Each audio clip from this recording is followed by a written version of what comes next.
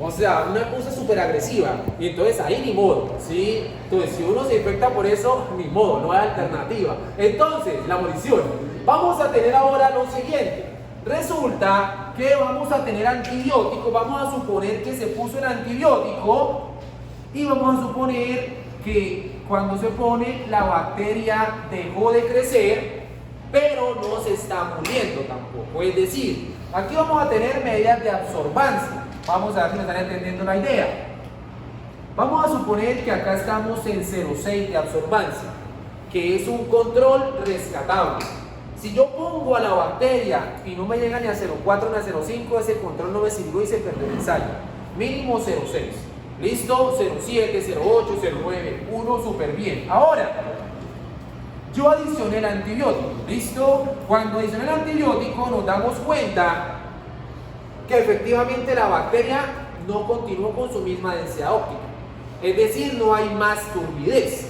Si no hay más turbidez educándose es porque la estamos inhibiendo, ¿cierto? La bacteria tiene problemas de crecimiento, no hay turbidez, no estamos logrando, ustedes mamá están triunfando, entonces lo están logrando como tal, la bacteria no está creciendo. Sin embargo, observen educandos que la absorbancia no está cayendo, ¿sí? Sino que la absorbancia como que se mantiene, es decir, eso me está indicando ¿qué? Me está indicando, educandos, que estamos inhibiendo a la bacteria, pero no la estamos destruyendo del todo. Es ahí donde uno dice, educandos, que esa molécula tendrá un efecto bacteriostático. Cuando se les dice que es un efecto bacteriostático, es porque se inhibe la bacteria, ¿sí? Se inhibe su crecimiento, se detiene su crecimiento, pero no la erradicamos, no la destruimos totalmente. Es ahí donde viene la definición de concentración mínima inhibitoria. Cuando uno habla de concentración mínima inhibitoria, estamos en este caso hablando de la mínima concentración del antibiótico que me inhibe al microorganismo. Y entonces ahí tenemos otra ramita importante, ¿sí? Esa CMI es la mínima concentración que me inhibe al microorganismo. Pero entonces ustedes siempre van a ver educandos en los artículos científicos, ustedes van a encontrar, por ejemplo, que dicen que ese antibiótico tiene una CMI 50 de tanto, por ejemplo, de 0,3 microgramos por mililitro. No me da tanto esto, era como para ambientar. CMI 50, ¿qué significa? CMI 50 significa que a esa concentración inhibo el 50% del crecimiento bacteriano. Pueden encontrar artículos que nos digan CMI 90. Quiere decir que a esa concentración se inhibe el 90% del crecimiento bacteriano. Entonces podemos encontrar incluso CMI 99. Hay artículos que lo dicen así. Quiere decir que a esa concentración inhibimos el 99% del crecimiento bacteriano. ¿Qué sucede si retiramos el antibiótico? La bacteria vuelve a crecer. O sea, la bacteria se mantiene inhibida mientras tenga contacto con el antibiótico. ¿Listo o bien hasta ahí? Profe, ¿CMI 100 hay? No, CMI 100 no existe. Porque CMI 100 ya no se llama CMI, sino entramos aquí y se llamaría CMB. CMB es concentración mínima bactericida. Entonces, cuando hay una concentración que me erradica totalmente el crecimiento de la bacteria, uno no dice, uy, llegué a la concentración mínima inhibitoria a 100. No, eso no existe. Uno dice que esa es la concentración mínima bactericida, que es la mínima concentración del antibiótico que me inhibe totalmente el crecimiento bacteriano. ¿Listo? Entonces, CMI 100 nunca, ¿sí? CMB. Entonces, aquí es donde uno dice, por lo tanto, que el antibiótico tiene un efecto bactericida. Entonces, una cosa es que sea bactericida y otra cosa es que sea bacteriostática. Vamos bien hasta ahí. Ahora se me están captando la idea. Eso quiere decir, Sebastián, que si tú trabajas para una farmacéutica, ¿sí? Y tú dices, bueno, aquí se me fue la ética. Entonces, vamos a trabajar a una farmacéutica y solo quiero hacer plata. Y llegan dos personas con sus descubrimientos después de muchos años. Uno, Sebastián, te ofrece un compuesto que tiene un efecto bacterostático. y otro te ofrece un compuesto que tiene un efecto bactericida. Tú eres el encargado, como el jefe médico de la farmacéutica, con un salario de 200 millones de pesos semanales, eres el encargado de seguir recibiendo dinero. ¿Cuál compuesto te interesa más? ¿El bacterostático o el bactericida? Pensándolo sin ética. Pensándolo sin ética. Claro. Sin ética con ese, ¿no? Sin ética, no sin ética, sin ética. ¿Cuál le interesa más a la farmacéutica? Sebastián, pero profe, es que tengo mucha ética, no puedo pensarlo así. No, vamos a dejar. El bacterostático, ¿cierto? ¿Le va a interesar el bacterostático a la farmacéutica más? Claro, porque ese con el bacterostático estoy sentenciado a consumir el fármaco de por vida. En el momento en que dejo de consumir, una bacteria vuelve a crecer. Con el bactericida, una aplicación y ya. Entonces ahí tenemos un problema. Muchas veces las farmacéuticas reciben el bactericida, pero cuando lo comercializan, le colocan menos concentración. Entonces la subimos a inhibitorio. Así es el juego, ¿sí? Entonces es un juego complicado, no es un juego complicado donde el que pierde siempre va a ser el paciente. Pero a eso voy, ¿listo? Bacterostático o bactericida. Vamos a ir acá a ver si me entendieron la idea. ¿Faid? ¿Ah? Haider, qué bien. Faid no. Pero tienen como unos rasgos, ¿no? Haider. En los churcos, sí. Haider. 06, el control. ¿Listo? Si tú tienes el ensayo Haider, por ejemplo, Haider, para el quiz de la otra semana te sale un gráfico de estos y te sale un antibiótico y resulta que está en 0,3. Tú podrías, Haider, de una vez asumir que ese antibiótico en 0,3 es su CMI.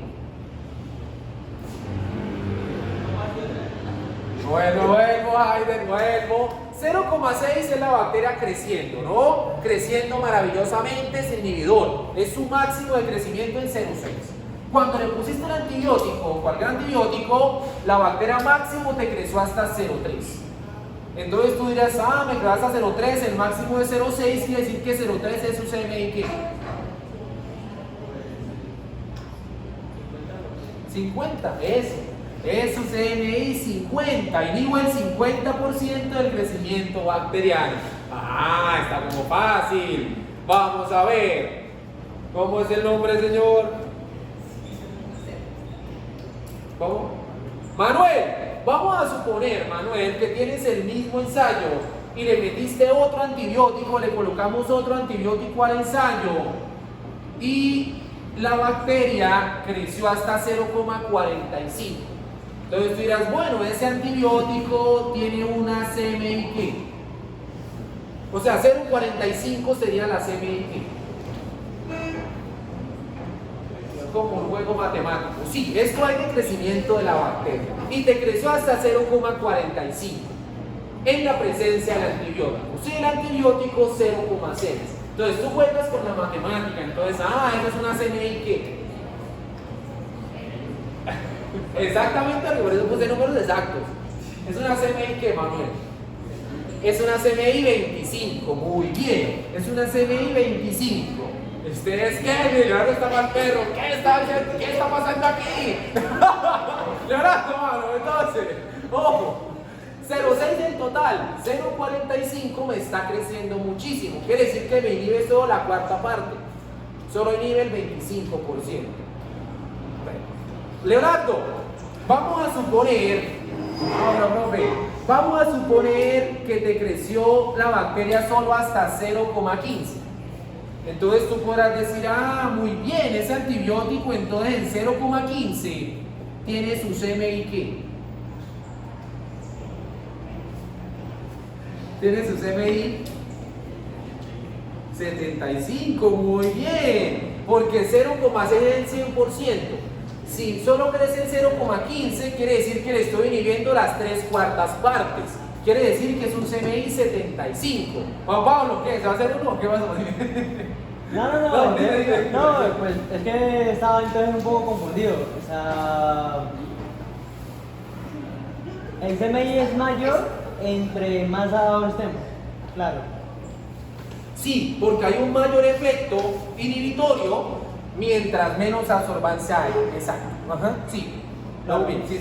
No, la pregunta como tal era que si, pues aquí la gráfica está muy, ese avance se ve que, pues sí, entiendo lo de la farmacéutica, pero la bacteria no podría tener un comportamiento que fuera subiendo y bajando, o eso no sería posible.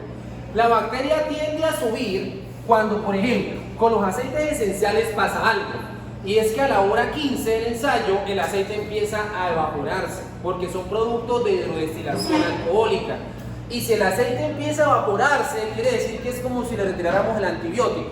Entonces a la hora 15 la bacteria está ahí como que sigue así, pero cuando el antibiótico empieza a irse, la bacteria retoma un segundo aire.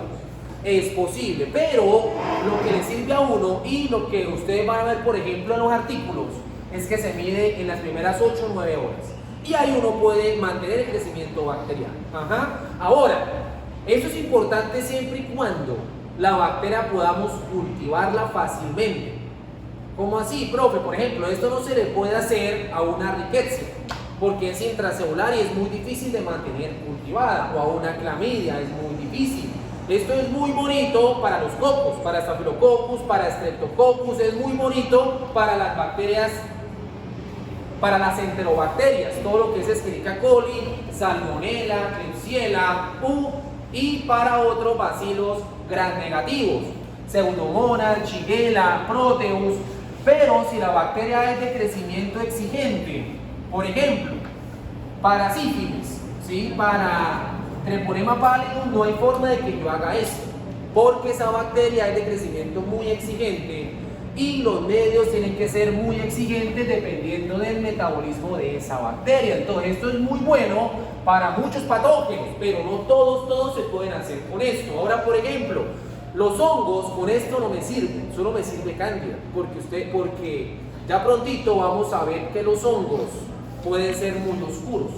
Y si el hongo es oscuro y yo lo que mido es el paso de la luz, pues no tengo nada. O sea, aunque el hongo crezca, estoy como en 5 de absorbancia. Dime, Nicole.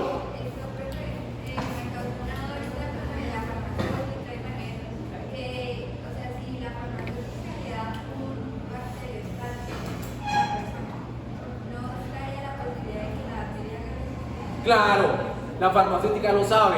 Entonces, con el tiempo tú tienes resistencia. Entonces, cuando estás mal, la farmacéutica tiene el otro fármaco más caro a tu disposición. Y usted, ay, estoy muy mala. No se preocupe, tenemos esta posibilidad de si no le está sirviendo. Qué raro que no le sirva, ¿no?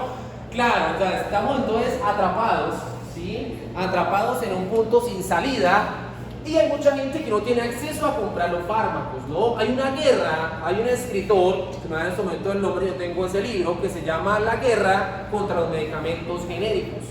Hay toda una guerra para que uno crea que el genérico es como un placebo, y no, el genérico también tiene el compuesto activo. El genérico es la alternativa para las personas que no pueden adquirir medicamentos. Y hay fármacos que son increíblemente costosos, ¿sí? Entonces, ¿qué pasa? Cuando algo nuevo se descubre, hay algo que son las patentes de los fármacos. Y muchos laboratorios persiguen las patentes, es lo que les interesa. Entonces, ¿qué sucede con esas patentes? Con esas patentes, educandos, cuando yo tengo un nuevo compuesto, se puede patentar y durante 20 años yo lo puedo comercializar al precio que quiera. Después de 20 años, tenemos que entregar como tal, ¿sí?, cómo es que se administra ese fármaco y todo lo asociado con ese descubrimiento. Y entonces hay unos laboratorios que lo pueden comercializar de forma genérica. Vamos bien hasta ahí. ¿Cuál es el problema? Que hay países, incluso hay un continente entero, que tiene prohibido usar medicamentos genéricos.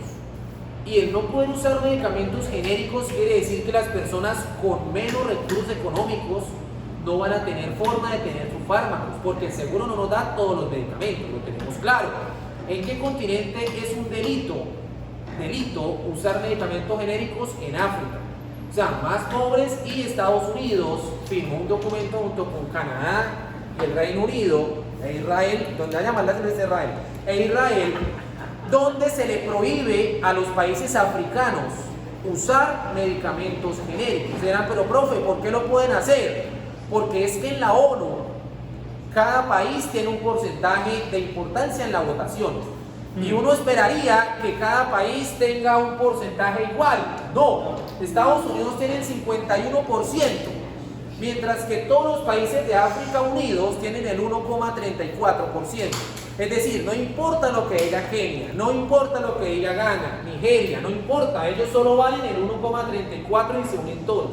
Entonces ahí tenemos un problema, ¿sí? Ahora, hay otros países que se han levantado y que solo permiten usar medicamentos genéricos, como la India, ¿sí? La India tiene inconvenientes y todo, pero ellos dijeron, no, no queremos aquí, allá las farmacéuticas, nosotros mismos podemos hacer nuestros fármacos. Y ellos solo usan medicamentos genéricos. Ahora, cuando se descubre algo, aquí viene la otra situación donde la situación se pone más oscura, cuando se descubre algo que tenga actividad biológica, las farmacéuticas primero van a intentar patentarlo. Y si no pueden, van a comenzar una guerra sucia para decir que no sirve. Nos pasó hace unos años con una fruta donde se descubrió que su pulpa y sus semillas tienen un potencial anticancerígeno porque bloquean un montón de receptores de división celular descontrolada y era la llave para muchísimos cánceres, no para todos, pero sí para muchos. Las farmacéuticas empezaron a ver ese descubrimiento, se dieron cuenta que funcionaba y de una vez sacaron la posibilidad de unas legislaciones para privatizar esa fruta. Es decir, para que no se pudiera cultivar y tuviéramos que comprarla en pastillas. Como no se pudo, entonces 3 años después empezaron a sacar unos artículos donde se denunciaba que eso era mentira y que entonces estábamos igual, porque como no se puede privatizar, ¿de qué fruta estamos hablando? Leguízamo.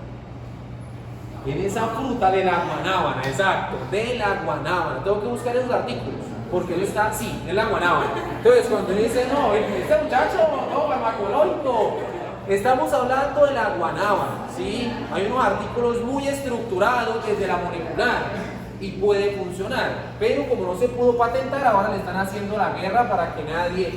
Entonces, porque nos querían vender esa guanábana en pastillas y que fuera un delito cultivar una guanábana. Entonces es muy complicado. Entonces uno muchas veces dice, oye, es que se maneja una guanábana. No, sería un anticancerígeno, no. Entonces ya no va, todo a cambiar de fruta. Entonces, ahora vamos a tener el inconveniente de la resistencia. Dime, Juan Pablo. Vale, una pregunta, ¿todas las bacterias yo podría tener un potencial bactericida?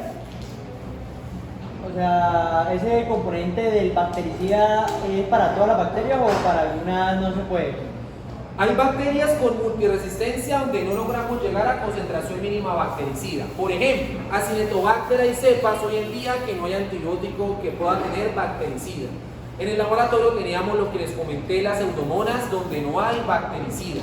Neiserias, también hay algunas neiserias que ahora no se encuentra bactericida. Entonces hay que empezar a jugar con las inhibitorias y con subir la concentración muchísimo del antibiótico y ver desde la parte clínica qué se puede hacer ahí. Pero donde estamos en jaque.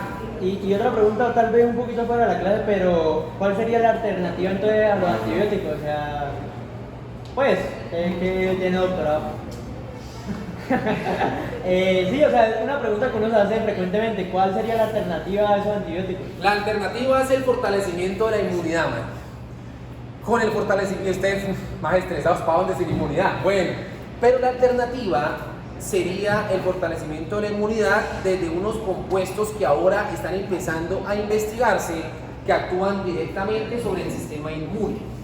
Entonces, en ese punto sería como otra alternativa. Incluso hay enfermedades que hoy en día están intentando atenuarse con eso, como el cáncer. Hay unos noruegos que están trabajando con unas cosas, con unos componentes que fortalecen el sistema inmune y les está yendo muchísimo mejor que la quimioterapia, solo que son investigaciones que están en curso hasta ahora, pero compuestos que vayan hacia el fortalecimiento del sistema inmune, sumado a que la persona no se estrese por nada, sumado a que no se presionen, sumado a una buena alimentación, ¿cierto? Suprimiendo totalmente los productos de charcutería, total y absolutamente, ¿no? Nunca una mortadela, nunca un chorizo, nunca un jamón, nunca, por ejemplo, hay una gaseosa, podría funcionar.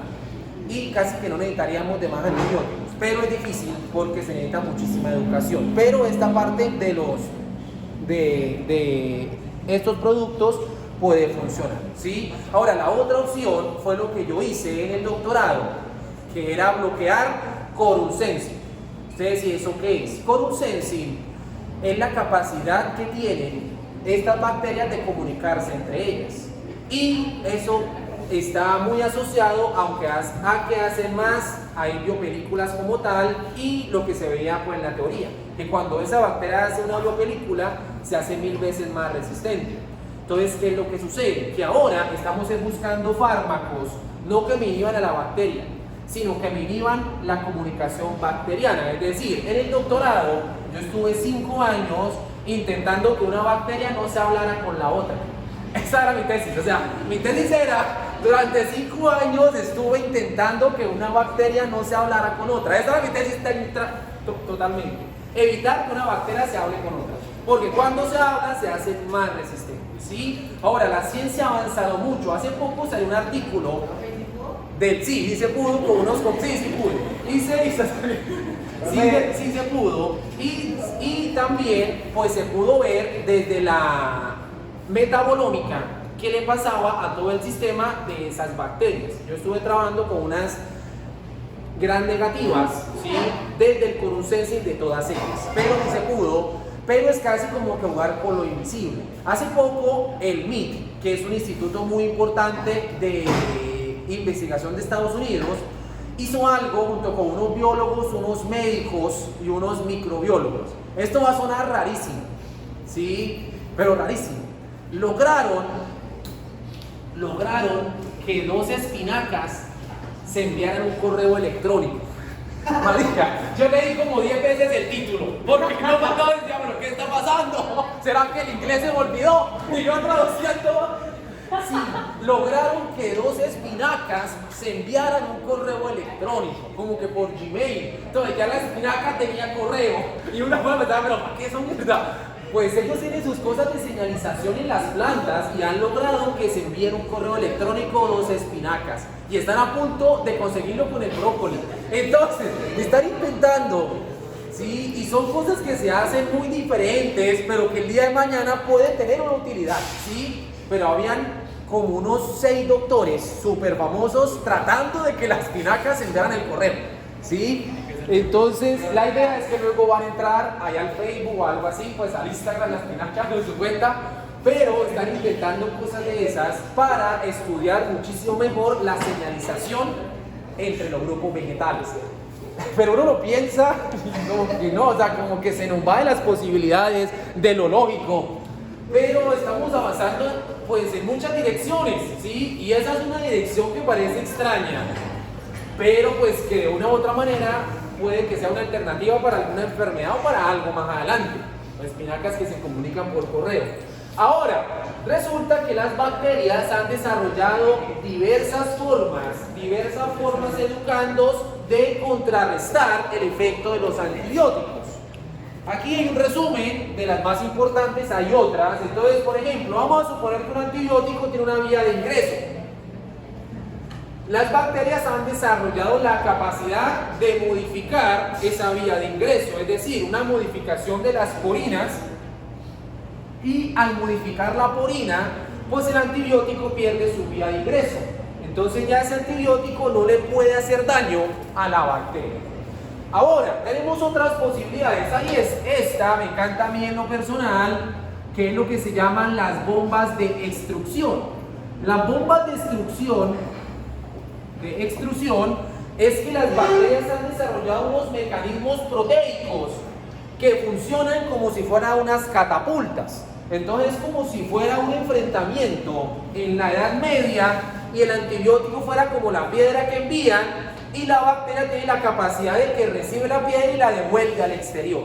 De tal manera que de cada 100 moléculas de antibiótico que intenta ingresar, ingresan por ahí 5. Y esas 5 no son suficientes para hacerle nada a la bacteria, pero sí para que se estrese un poco y sea más multiresistente. Entonces luego nos va a sacar otra catapulta. El hecho es que son catapultas. ¿A quién le encantan las catapultas? A Pseudomonas aeruginosa. ¿A quién le encantan las catapultas? A Klebsiella. Han desarrollado esas bombas y entonces antibiótico que entra, antibiótico que sale. Es como un juego. Ya ves uno como, uy, tan bacano para la bacteria, ¿sí?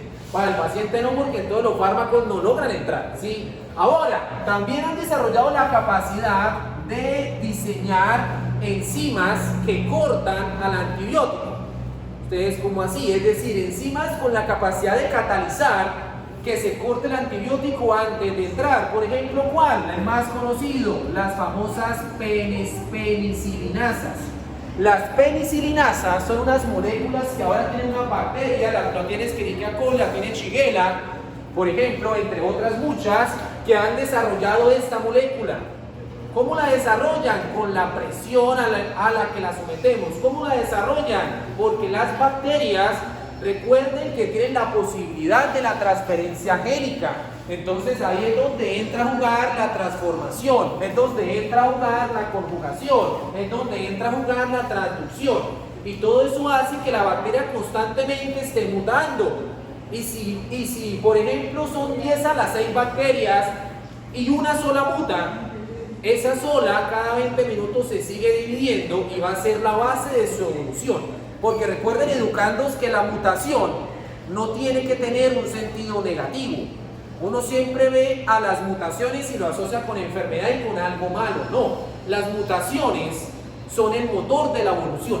Sin mutar no estaríamos en estos momentos así. Nosotros también somos unos productos de mutación, ¿sí? Todos en última somos mutantes, no somos X-Men, no llegamos hasta las maravillas, pero somos a nuestro parecer mutantes y eso permite que sigamos acá, ¿sí? Si no hubiesen cambios ya no existiríamos. Entonces es una lucha constante, pero las mutaciones son el motor de la evolución, solo que las que uno ve como enfermedades, pues es el otro lado de ese riesgo de las mutaciones, ¿cierto? Pero gracias a esas mutaciones estamos acá. Y hay otra posibilidad, que es que se creen, por ejemplo, enzimas que van a hacer modificaciones sobre el antibiótico, y ese antibiótico diferente ya no logra entrar. Entonces hay muchas posibilidades, ¿sí? Y eso hace, educandos, que hoy en día estemos en jaque. Entonces eso era lo que les queríamos compartir, así como a grandes rasgos, porque esto tiene muchísimo por donde, porque hay uno entre. Pero ahora, ¿qué van a hacer? ¿Qué van a hacer de taller para entregar en 15 minutos? A ver, Leguizamo, ¿qué pasó? ¿Cuál es tu nombre? ¿Qué? ¿Sebastián? Juan Esteban, así que ven. Juan Esteban. Ya lo he intentado por